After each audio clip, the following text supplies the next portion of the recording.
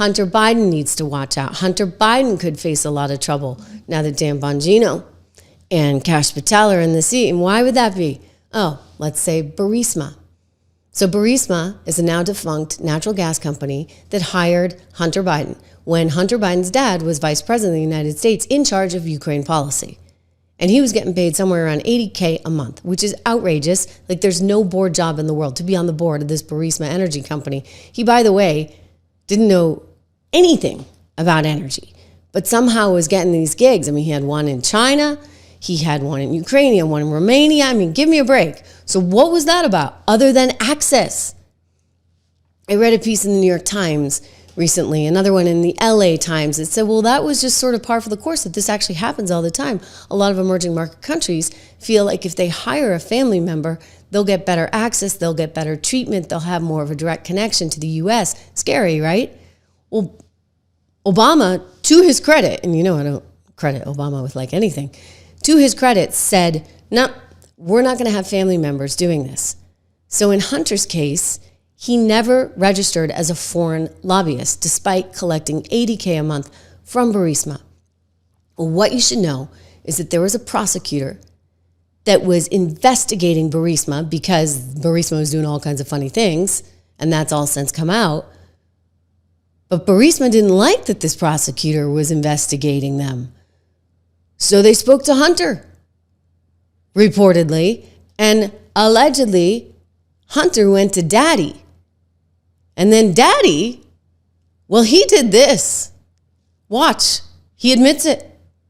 This is a speech or something, a seminar he's giving at the Council on Foreign Relations with Richard Haas a few years back, talking with so much pride about how he got rid of that Ukrainian prosecutor, the allegedly corrupt Ukrainian prosecutor.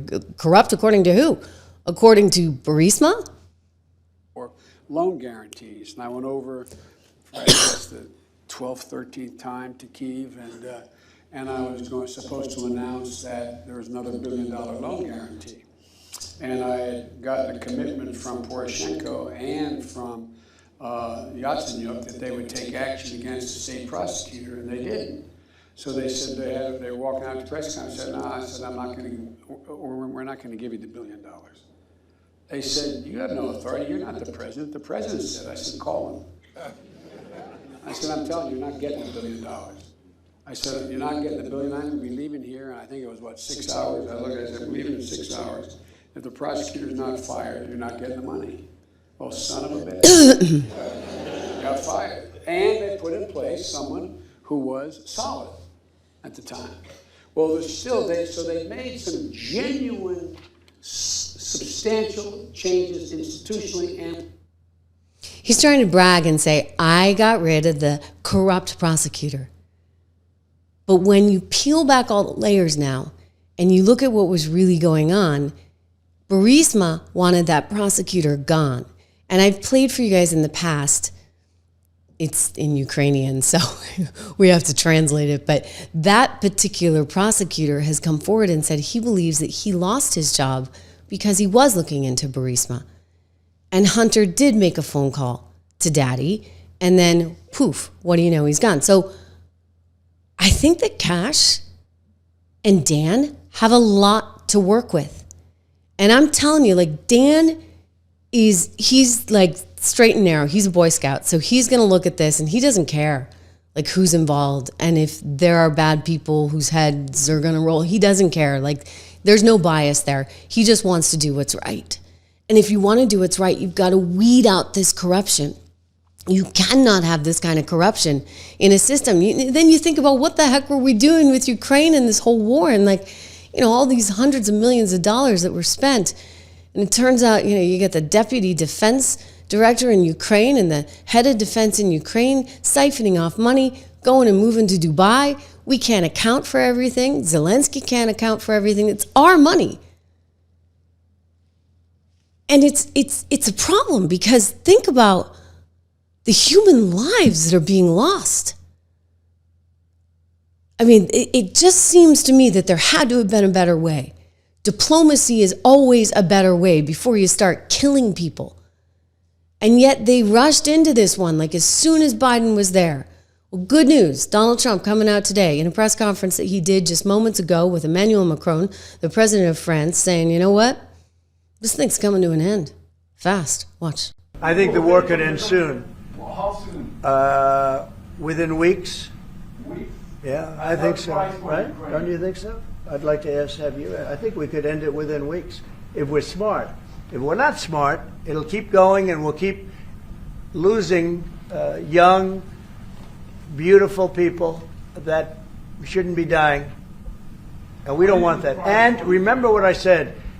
This could escalate into a third world war. And we don't want that either.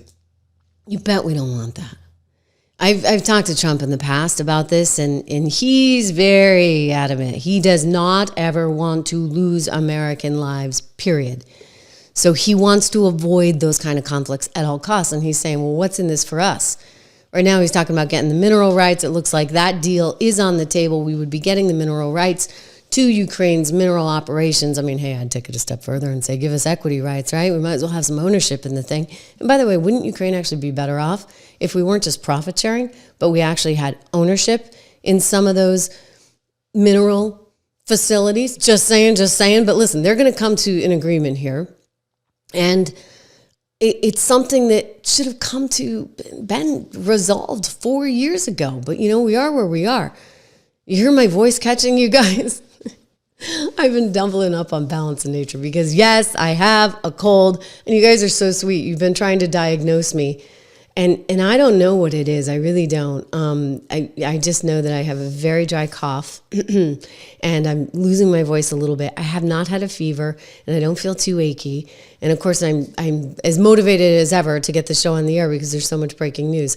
But I am taking more Balance in Nature to try and make sure I'm getting my vitamin C. I take my Balance in Nature every day. They're one of the sponsors on the show, and we love them for their patronage and their vitamins, which are really good. I take the fruits and veggies, the gummies, and they've been great. Like, this is the first time I've gotten a cold in a year, and I usually get like 5 of them.